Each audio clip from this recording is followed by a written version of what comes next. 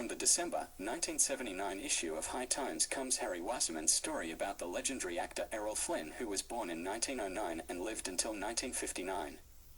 On the occasion of Flynn's birthday, June 20th recently, this video includes his account of the Tasmanian actor. On screen he was Captain Blood, Robin Hood, the Sea Hawk and Don Juan. His name changed through 45 Hollywood films, but Errol Flynn always portrayed the amorous adventurer, pirate, smuggler, revolutionary, expert swordsman, reckless lover. Off-screen, Flynn assumed roles that were no less flamboyant. He was a swashbuckler in the wilds of New Guinea, a slave trader, a sailor across the seven seas, a war correspondent. He smoked his first opium in Macau, took his first puff of marijuana in Mexico, and was known for applying cocaine to his genitals to keep them numb so he could have an active, intimate life. This insatiable hedonism earned Flynn 2 charges of statutory rape, a morphine habit, and an international reputation as both a hero and a debauchee. I personally find Flynn unattractive, with his long face and thin lips.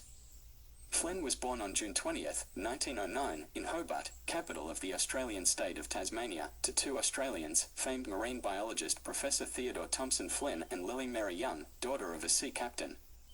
While his mother and father were both rumoured to be enjoying clandestine sexual dalliances, Errol was asked to leave Hobart High for his pranksting, then was expelled from Sydney Church of England Grammar School after only a few months for inappropriate sexual behaviour with a girl in a coal pile. In October 1927, 18-year-old Flynn travelled to New Guinea inspired by rumours of a gold rush. He ended up going from job to job there as a worker on copra plantations until he was hired onto a schooner by Dr. Herman F. Urban for a trip up the dangerous Sepik River to film Headhunters. Urban would later be considered a Nazi spy, albeit inactive. Flynn returned from the trip with tales of poison darts, crocodiles and jungle waters strewn with floating human corpses. It was in New Guinea that Flynn first encountered communism. Starved for reading matter, he had the Sydney Library send him some books including selections by Karl Marx. Flynn was so impressed with what he read that he became a revolutionist, believing that the distribution of money could be improved upon and debauched social behaviour was okay, there was no God to answer to. Flynn saw Marxism as the only answer to the world's troubles. From his vantage point in Paleolithic New Guinea, the world seemed so backward and in need of some kind of ethic. Marx, it seemed, had the answer. But when Flynn reread Marx years later, he called him the dullest son of a bitch you can opiate yourself with. Flynn made several trips between New Guinea and Sydney after buying the 10-ton, 44-foot, cutter-rigged yacht Sirocco. His first voyage on his new yacht was supposed to take 6 weeks but lasted 7 months, including week-long stops at various ports for boozing and carousing. He then bought a 5-acre tobacco plantation near Runa Falls on the Laloki River not far from Port Moresby. To promote his new enterprise he travelled to Sydney with 8 wildly garbed Papuan natives. But high tariffs prevented Flynn from selling his tobacco in Australia, so he shipped it off to England and went to start anew in Sydney in 1932. It was while sunbathing on the beach in Sydney that Flynn was spotted by John Warwick, a casting director for Cinesound Studios. Another story goes that Flynn's boat was hired by Charles Chauvel for use in the wake of the Bounty. Either way, impressed with Flynn's physique, Warwick suggested Flynn to Australian filmmaker Charles Chauvel for the role of Fletcher Christian in Chauvel's production of the first movie version of Mutiny on the Bounty, called In the Wake of the Bounty. Chauvel reportedly was worried about Flynn's acting ability, but Flynn said he would try anything once and showed himself to be a natural actor with great charm and charisma. Chauvel and Flynn worked on the film in 1932 on location in Tahiti and Pitcairn Island. Flynn made little money from the film, however. Shortly afterward, while stealing cheese, ham and bread from Sydney's Usher Hotel, he met Madge Parks, statuesque, auburn-haired, married, rich, charming, sophisticated and almost twice his age. Her sexual demands taxed even the wanton Flynn, who awoke from her bedside one night, stole her jewels from the dressing table, hid them in the hollow handle of his shaving stick, and left by moonlight for the desolate section of Australia's northern coast, where he got a job shearing at a sheep station. On the assembly line, Errol had to dag the hog get, a process he explained in his autobiography, My Wicked, Wicked Ways, sticking his face into a gruesome mess and biting off a young sheep's testicles. The sheep rancher had 2 pretty daughters, and Errol was soon forced to leave his job and run from the barrel of a shotgun for messing with the elder. After making a fortune in Manila through rooster fights in which his rooster had an edge because his beak was dipped in poisonous snake venom, Flynn squandered his funds in Macau, the cesspool of the Far East, by playing Fantan at the casinos and by bankrolling a Chinese-Irish woman named Ting Ling O'Connor. It was Ting Ling who introduced Flynn to the wonders of opium.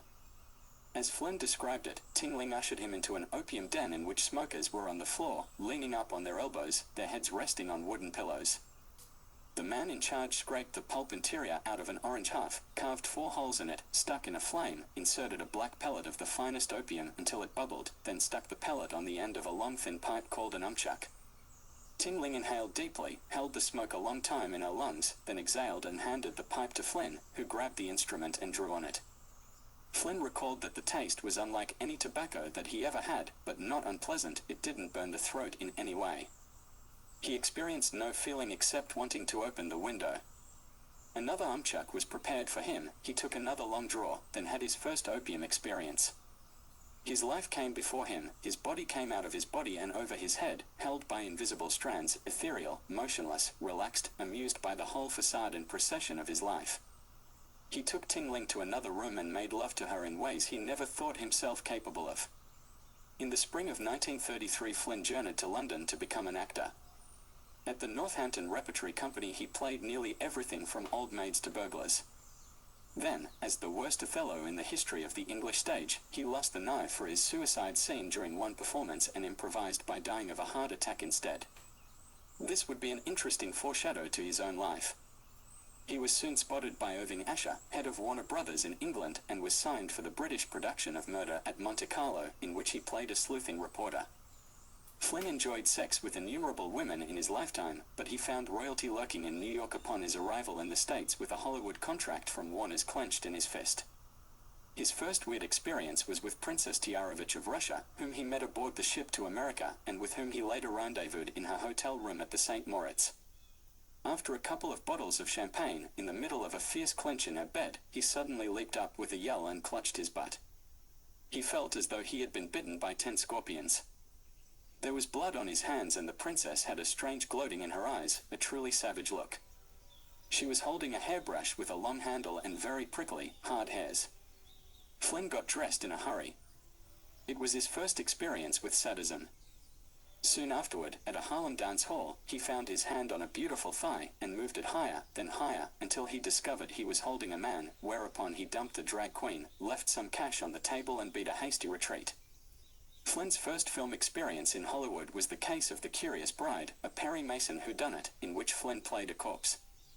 After seeing him in a brief role as a society playboy in Don't Bet on Blondes, Jack Warner took a gamble and gave him the lead role in Captain Blood. In this screen epic, Flynn played a doctor-turned-sea pirate, acting opposite Olivia de Havilland and Basil Rathbone. After Blood's success, Flynn followed with a series of swashbucklers, including The Adventures of Robin Hood, 1938, The Sea Hawk, 1940, and The Adventures of Don Juan, 1949, all directed by Michael Curtiz. He was the designated heir to Douglas Fairbanks' swashbuckling hero. Flynn's most famous movie is The Adventures of Robin Hood, 1938, playing the title role, opposite de Havilland's Marion. This movie was a global success. It was the 6th top movie grosser of 1938. It was also the studio's first large-budget color film using the 3-strip Technicolor process. The budget for Robin Hood was the highest ever for a Warner Brothers production up to that point, $2.47 million, but it more than made back its costs and turned a huge profit as it grossed $2.343 million in the US and $2.495 million overseas. It also received lavish praise from critics and became a world favorite. In 2019, Rotten Tomatoes summarized the critical consensus. Errol Flynn thrills as the legendary title character, and the film embodies the type of imaginative family adventure tailor-made for the silver screen.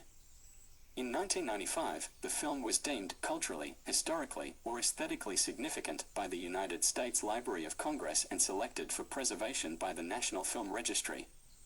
Years later, in a 2005 interview, de Havilland described how, during the filming, she decided to tease Flynn, whose wife was on the set and watching closely.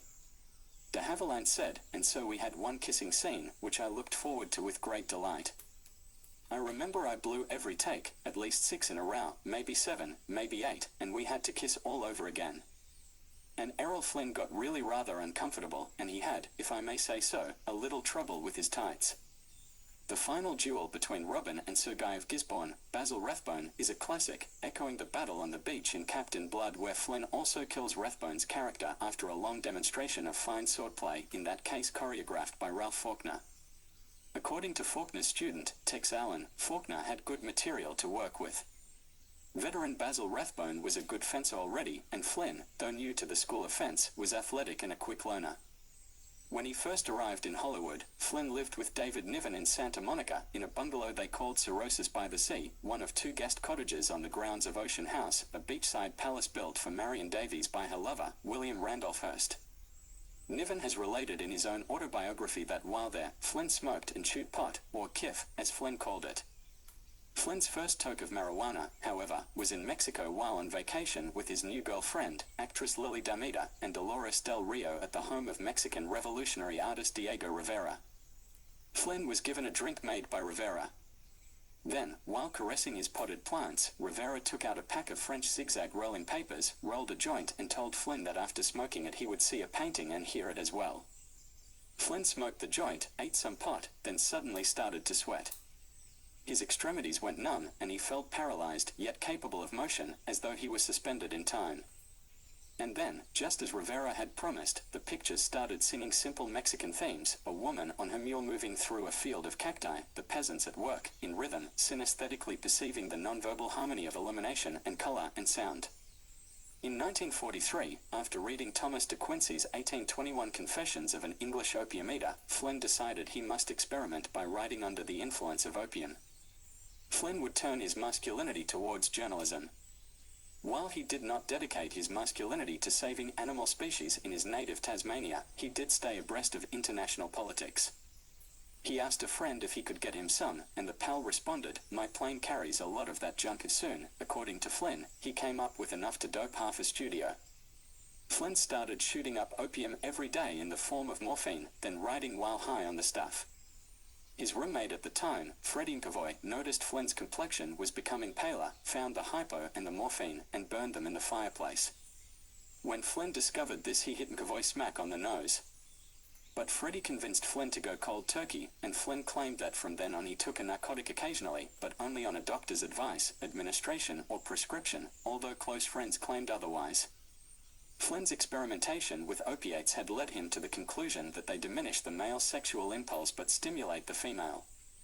Flynn, speaking from his long experience, challenged any medical sources to refute this. He had had more experience with narcotics and females than most doctors, and it was his opinion that if medicine knew more about the effect of opiates on females, they would probably do more with narcotics in the menopausal stages of a woman's life.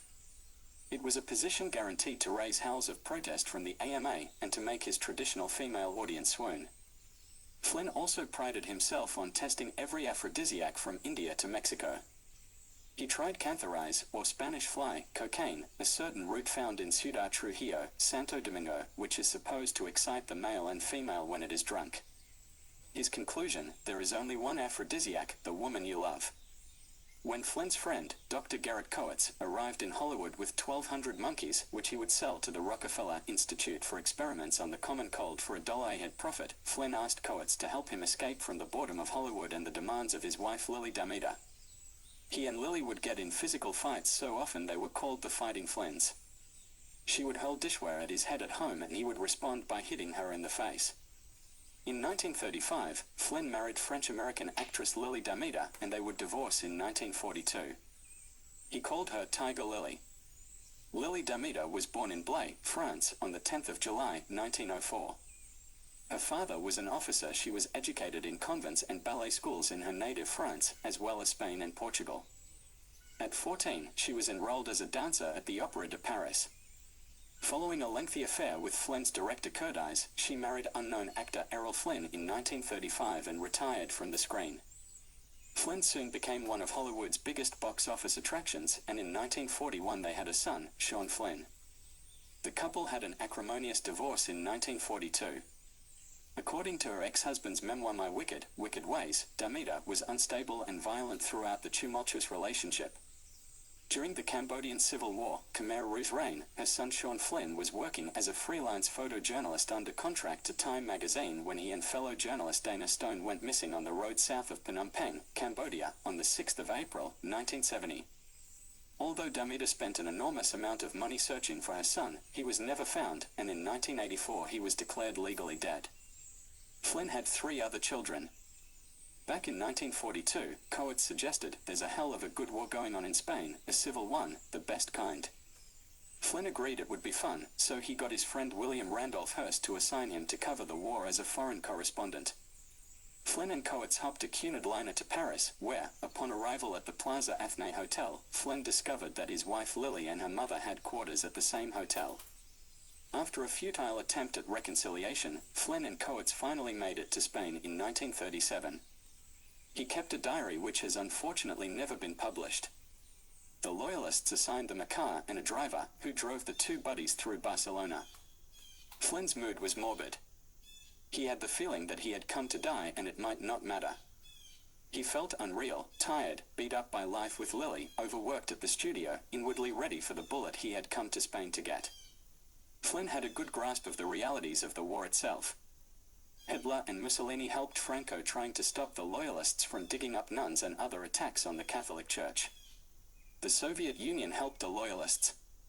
America was playing it neutral. In the human sense, Flynn was for everybody. He knew there were idealists, fanatics, nuts on the Loyalist side, and that the big money was sentimental to the Franco cause, or outrightly sympathetic. As to his own sympathies, he decided that since the split was a revolution by Franco against the legally elected Republican government, he leaned toward the left, consistently inspired by his early readings of Marx. While on the road from Barcelona to Madrid to meet a top brass Loyalist, a man in the front car of the motorcade was killed instantly by a bomb as he offered Flynn a candy bar. Shaken, Flynn and Coates arrived at the Gran Via Hotel. They were awakened the next morning when the building across the street was blown to bits by exploding shells. Flynn and Coates ran down to the lobby, where a calm, unruffled clerk explained, "That's the Germans. They always shell at 9 o'clock. While walking through the streets one day, Flynn was cursing the Loyalists who had angered him by shooting a priest. Suddenly he and Coates were accosted by a young woman partisan yelling, "Salvo conducto." Coates tapped her on the chin paternally, and she reached into a dress between her breasts, pulled out a pistol and stuck it in Coates' stomach. He stepped back, producing the identification papers she demanded, then tried to tenderly brush his hand on her cheek, thinking that she would respond to a gesture of romance. Instead, she fired her gun, sending a bullet through Coates' shirt and grazing his skin. She started to back away, stumbled on some debris behind her, and Coates grabbed the gun from her hand. Then a shell exploded and a balcony fell on Flynn, knocking him unconscious. Headlines in the United States screamed Errol Flynn killed in Spain, but he only languished in a Loyalist hospital where Coates took care of him. When finally given a machine gun by a commissar who told him to get in there and earn his right to be a Loyalist supporter, and to hell with that foreign correspondent stuff, Flynn realized he didn't want to kill anyone. He handled weapons galore in pictures, but it didn't bridge the gap between the make-believe of films and the reality of Spain. Flynn was finally confronted by his chauffeur, Pepe, as to when he would give the partisans the $1 million he had collected from other sympathetic Hollywood stars. Astonished, Flynn said there was no such money. He later found out that Coates had spread that rumor around Barcelona so that they would be given first-class accommodations. Flynn suggested to Coates that they leave the country immediately in the wake of this reveal. In George Selder's final book, Witness to a Century, he describes his encounter with Errol Flynn in Spain during the Civil War. The story goes that Flynn came to Spain intending to bring aid to the Republican Loyalist forces. He assured Selders he wished to build a hospital for the Republican and International Brigade and would supply medicines and food. After a brief trip to the front lines and an encounter with gunfire, Flynn insisted on going to a whorehouse. 2 days later, the New York Daily News published articles announcing Flynn's death at the Spanish front. Other newspapers would later report that Flynn was alive but wounded in the face, near his eye. Flynn's travel companion, Herman Urban, reported to the press that a bullet had grazed Flynn's face. Urban was well known to the FBI to be a German Secret Service agent whom Flynn met in Mexico. Flynn drove to Barcelona to meet with other correspondents where he showed a bandage on his arm. He would later leave Spain without ever sending any of the aid he promised. Seldes largely believes that this entire episode was orchestrated by Flynn himself to bolster up one of his own films. Seldes includes a note to the chapter stating that the US government had evidence that Flynn was a spy for the Nazis before and throughout World War II. But when Flynn returned to the United States, nobody would publish his stories. Instead, editorials lambasted him for having loyalist sympathies, and the Knights of Columbus branded him a dangerous radical. Flynn complained that he had always resented that the artist is relegated to a place with no voice in political or human affairs, although, after all, it is the artist's world, too. 1942 was Flynn's year of breakdown. He was divorced. He fully embraced hedonism. His house was a nearly non-stop Hollywood party, attended by Flynn's friends, other movie stars, and total strangers. Apparently, there were sometimes so many people milling around when Flynn got home that he had trouble getting in the front door. In his autobiography, Flynn described his guests as pimps, sports, bums, down-at-the-heel actors, gamblers, athletes, sightseers, process servers, phonies, queers, salesmen. The famous and the infamous, stars, bit players, stunt men, and artists. John Barrymore, who you can find out more about on this channel, would pee in his fireplace and out the windows. Flynn looked up to Barrymore, the man who wanted to be an illustrator and yet did his own stunts, never balked at Shakespeare, and was the great profile of Hollywood. As described in You Must Remember This, by the time he met Flynn, Barrymore's alcoholism had taken a toll on his career. This didn't make him any less of a hero to Flynn. After his inevitable divorce from Lily Damita, Flynn spent more and more time partying with Barrymore. In his autobiography, Flynn claimed he was so irresistible to women that he would have needed a baseball bat to keep them off him. Women banged on the doors of Mulholland House like ice drops in a hailstorm, he wrote. I had to bolt the doors against them. I had proposals of marriage every day. When Barrymore died in 1942, Flynn was devastated. Several famous names in Hollywood allegedly concocted a plan for a gallish prank on Flynn. Some claim it was Humphrey Bogart and Peter Lorre, but according to Flynn's autobiography, it was Raoul Walsh, who was famous for acting in The Birth of a Nation and directing films such as White Heat. According to legend, Walsh came up with a lie about being a friend of Barrymore's aunt and paid the undertaker $100 to let him borrow the actor's body. Walsh and his accomplices snuck the corpse into Flynn's house and propped it up in a chair. When the very drunk Flynn returned home, he found the dead Barrymore waiting for him. According to Flynn, he was so terrified he ran back out of his home and was preparing to drive away when the pranksters came clean. Flynn took on the role of his old friend, John Barrymore, in an adaptation of Barrymore's daughter Diana's memoir, titled Too Much, Too Soon. By September 1957, Errol Flynn had signed to play John Barrymore. Errol Flynn was a friend of John Barrymore's, and the film was the first he had made for Warner Brothers in a number of years. Flynn flew back into Hollywood to make the movie and was arrested only a few days later for public drunkenness, stealing an off-duty policeman's badge and trying to kiss a girl.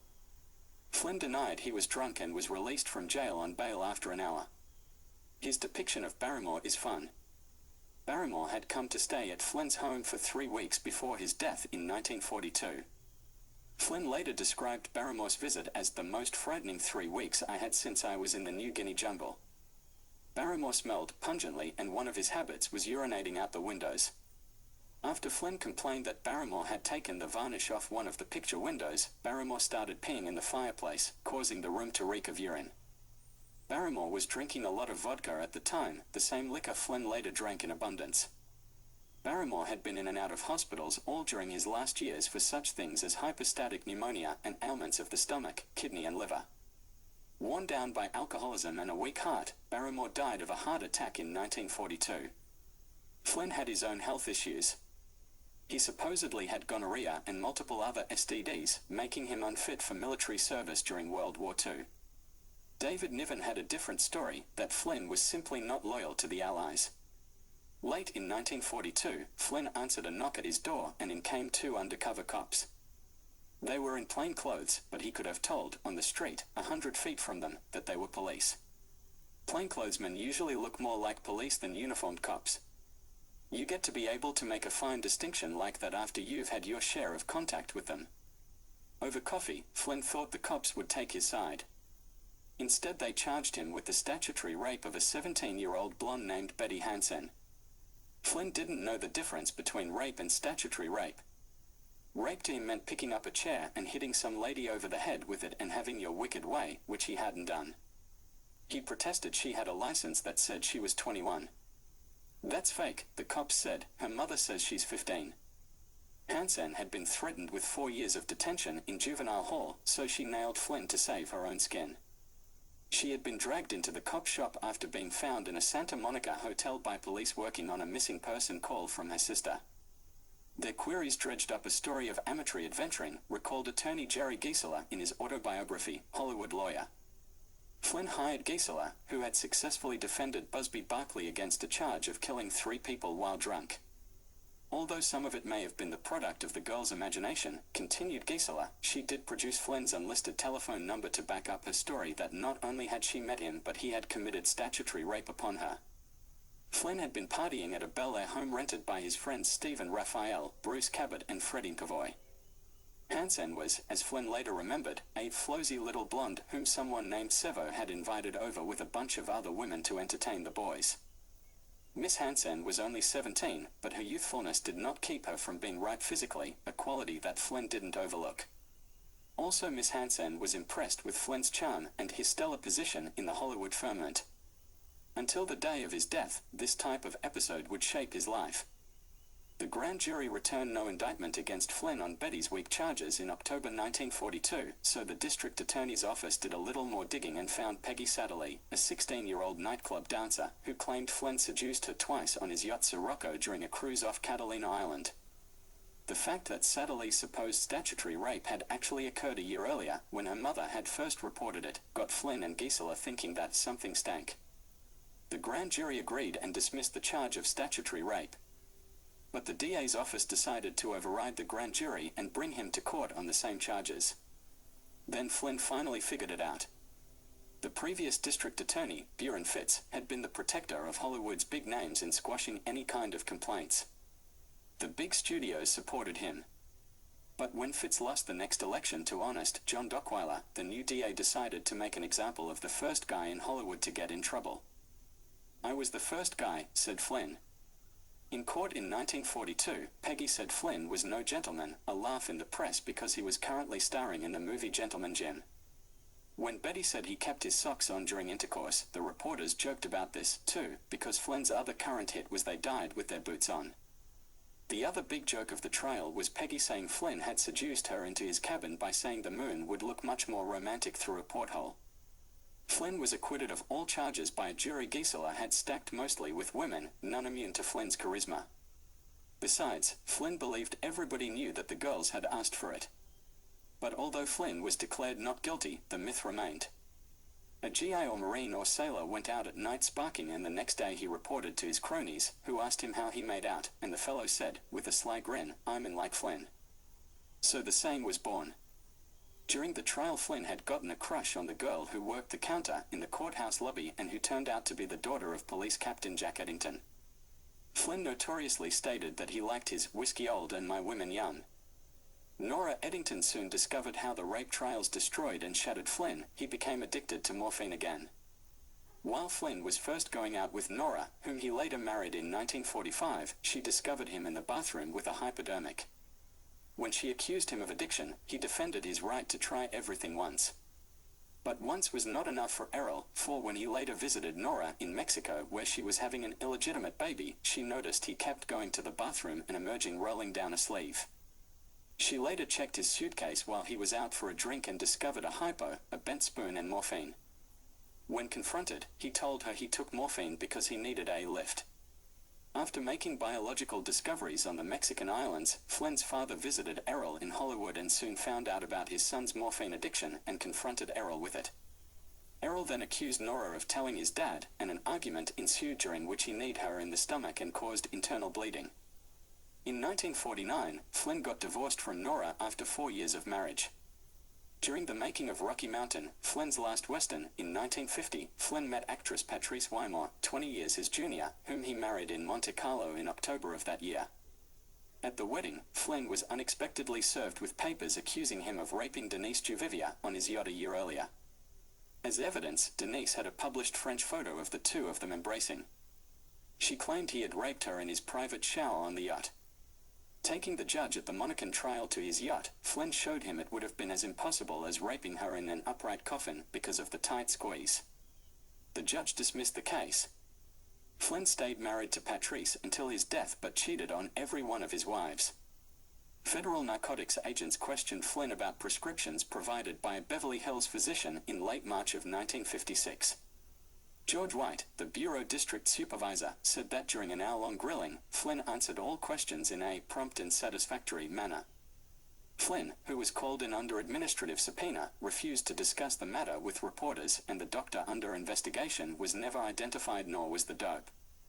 Biographer Earl Conrad, who ghosted Flynn's autobiography and wrote Errol Flynn, a memoir, claims that, while working with Flynn for a few months in 1957, when Flynn was heavy into morphine and whiskey, he hired a pimp to procure Jamaican peasant women for Flynn's enjoyment. Conrad painted the dissipated Flynn as a man who had become paranoid enough to believe at moments that Conrad and others were out to poison him. Conrad, a civil rights activist who had fought to stop capital punishment, could never understand Flynn's love affair with hedonism. "It isn't what they say about you," Flynn would say, "it's what they whisper." When Flynn first heard of a revolution brewing in Batista's Cuba, he was drawn to the myth of Fidel Castro and decided he must fight beside him to secure the future of the Cuban people. In those days it was fashionable among the Hollywood radical chic to support Castro's efforts, but Flynn was the one of the few to travel to Cuba to help the cause. Ernest Hemingway and Flynn seem to have copied each other. Again, Flynn traveled on assignment as a host foreign correspondent, which resulted in a syndicated newspaper series, I Fought with Fidel. Flynn also filmed a semi-documentary movie of his trip, Cuban Rebel Girls, 1959, in which he starred with his latest girlfriend, teeny bopper Beverly Woodsy Ardland. Cuban Rebel Girls would be Flynn's last testament, passing the torch of revolution from one rebel hero to another. Flynn also narrated Cuban Story, which you can still purchase today. Flynn waited to meet Castro for weeks in Havana's Nacional Hotel before receiving instructions to board a 4-engine Constellation plane on Christmas morning at the Havana airport. He packed his Flynn Enterprises suitcase with vodka, tangerines, sweaters, underwear, shaving gear, and a pack of toilet tissue, the latter being rare in Cuba. Flynn and his companion, John McKay, were searched by 2 plainclothes Batista cops at the airport but, having no guns, were allowed to fly to Camagüey, about 3/4 of the way to Castro's headquarters in Orient Province. They waited for their contact at the Camagüey Airport Terminal's bar, sipping Cuba fibers. "I suppose you could say I went by autograph into the rebel lines," wrote Flynn in his series for Hearst. "Armed with pens and pencils provided by public and bartender, I signed indiscriminately for a time, Batistans, Castroites, Cuban Bobisoxers. All the while, I was looking out of the corner of my eye for my contact. Where was he or she? The contact turned out to be the airport's traffic manager, Bill Patton, a young American married to a Cuban woman. Patton, it turned out, had helped Flynn on his last trip to Cuba when he flew there in his own plane, a single-motored Navion. Patton told them to wait at the Grand Hotel for Castro's personal plane, which would fly them to the rendezvous. While waiting, Flynn recalled, they learned that Camagüey was under siege, that 4 rebel forces had strongholds commanding all approaches to the town. When Castro's red and silver Cessna landed, Patton got Flynn and McKay past the Batista sentries by saying they were scouting the countryside for Cuban rebel girls' locations. Once aboard, Flynn asked the pilot about the gun at his side. "In here it is fully loaded," he replied. "I got this bullet marked. That's for me if they catch me." "Why?" asked Flynn. "I'm not going to let the Batistans torture me," the pilot smiled. Flynn later heard from Castro's own lips that his pilot, whose name Flynn never learned, never had a chance to use his bullet. In an hour they landed at a small airstrip next to a farmhouse, where they were met by Captain Luis Perez. Flynn carried a rifle and searchlight and took off on a wild 2-day jeep ride through the Canefield region, deeper into rebel territory. Every hour or two a new man would enter the car and stay with them for a relay as they approached Castro's quarters. Once they saw Batista prisoners captured by Castro's soldiers and they talked with them, apparently they were being well treated by the rebels. Early in the evening of Saturday, December 27, 1958, they arrived at a big sugar mill called the Central America, where inside they found Castro sitting on a bed, his ear on a small radio receiver, a Belgian revolver on a table next to him. Castro was wearing his customary tan army fatigues, as were two others, a male officer and Castro's female secretary, the dark-haired, slim heroine of the revolt, Celia Sanchez, who wore a pink orchid on her right shoulder and a .32 caliber revolver lashed to her waist. Flynn noticed, much to his surprise, that Castro had grace, agility of movement, and a simplicity of manner. He didn't look like a man who had been burned up in the sun, nor did he show signs of having lived 5.5 years in the jungles. Castro suggested that Flynn go to the village of Palma Sereno, which had just been liberated, so that he could observe how the Cubans felt after they had been taken out of Batista's hands. Castro counseled Flynn to talk to whomever he wished, and to take all the pictures he wanted to take, in short, to see the happy faces of the liberated Cuban citizens.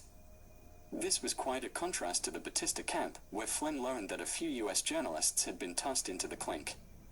Castro regretted he couldn't stay and chat any longer, that urgent matters demanded him elsewhere, but that they would talk again before Flynn's departure for the United States. Castro's farewell words to Flynn were, "Roam about as you please, you have the complete hospitality of the Castro camp. Good luck."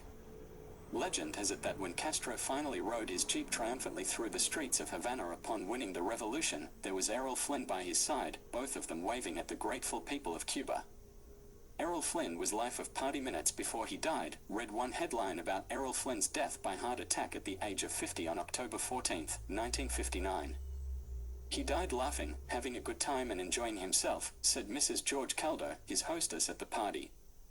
She and her husband had offered to buy Flynn's yacht, Zaka, and while visiting them in Vancouver he complained of severe pains and asked to see a doctor. The Caldos took him to the home of Dr. Grant A. Gould, where Flynn talked of long-gone friends, the late John Barrymore and the late W.C. Fields. "Hell, dying is not so much," Flynn commented, and then asked for a room to lie down in, adding, "But I shall return." His last words, he died soon in the next room. The coroner's deputies said it was a heart attack, with complications of malaria, hepatitis, gonorrhea, genital warts and tuberculosis. After the autopsy, one of the coroner's deputies remarked, "His was the body of a tired, old man, old before his time, and sick." John McKee remarked, "It was like having a reputation as a gunslinger. Everyone would try to outgun him. They'd make cracks about his girlfriends or his drinking. He always had to have a few drinks just to be on an even keel with the wise guys," said widow Patrice Wymore in Washington, calling friends on the West Coast, "Those vultures preyed on him out there. They killed him. They killed him." Why did she think they killed Flynn? Maybe he wasn't really down with the communist cause. He didn't like what he saw from the loyalists in Spain after all. The fourth collection of FBI documents released through the Freedom of Information Act by the Facts and Fossett's blog is now available at the Internet Archive. This compilation includes 100 pages and contains numerous documents related to Flynn's activities throughout the world. The FBI devoted numerous reports to Flynn's affiliations with Hermann Oberg, a German Secret Service agent. Some documents relate to Flynn bringing a radio to Mexico and meeting Oberg repeatedly, who accompanied Flynn to Spain. Oddly, the Franco regime tried to deny Flynn access to Spain, perhaps knowing of his communist tendencies. The documents seem to include numerous reports on his activities in Spain but have been poorly copied. However, another report investigating communist activities in the motion picture industry lists Errol Flynn as a Communist Party member or a communist sympathizer. Heavily redacted documents include references to Flynn's activities in Cuba 1 month after the revolution. When Castro toppled the Batista regime, many of the casinos operating in Cuba were abandoned. The FBI reports state that in February 1959, Flynn went to Cuba and met with Castro. Flynn was trying to acquire the San Souci nightclub and casino, which was previously owned by Santo Trafficani Jr. The report says Flynn had monetary backing from people in the United States. Another report states that Castro asked Flynn to recommend someone to run the casino. There are several documents that go on to state that while Flynn was visiting Castro's forces, they were fired upon. Like the incident in Spain, Flynn sustained a minor wound during the gunfight. He states that he was either grazed by a bullet or struck by a fragment of a wall he hid behind. Reportedly, Flynn made the story up and as a result, infuriated Castro. Was it drink, dope, sex or bad company that killed Flynn? Was it curiosity? He simply was a continual target for rumor and prosecution, probably validly. Yet his memory lives on in the dashing figure of the long-haired, leotard, pencil-mustached swashbuckler still flickering on the silver screen, still rousing cries of toxic masculinity to this day. "I've had a hell of a lot of fun and enjoyed every minute," says Errol Flynn.